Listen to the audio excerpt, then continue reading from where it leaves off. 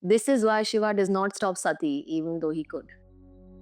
There's a moment in mythology that makes people deeply uncomfortable. Sati walks into her father Daksha's yagya, is publicly humiliated, and chooses to self-immolate. And Shiva does not stop her. For centuries, this has been explained away as divine helplessness, or worse, divine injustice.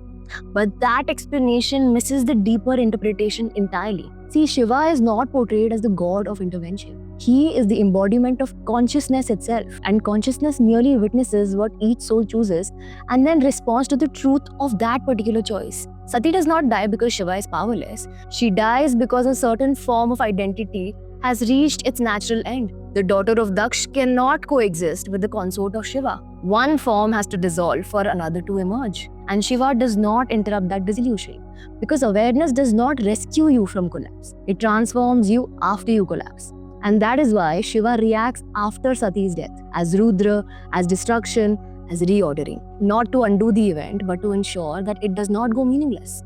In modern day life, this is the part that most of us struggle with. The moments that change us forever are usually the ones where nobody intervenes, no one explains, and yet something inside us simply breaks.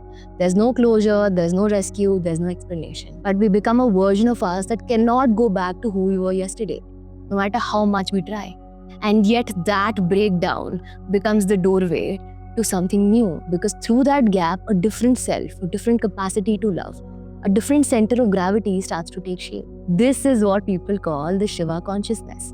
It's not a force that always stops the fire, but a presence that stands unblinking throughout the burning and then rearranges your life in a truer form, is finally ready to be born that fits into that particular context.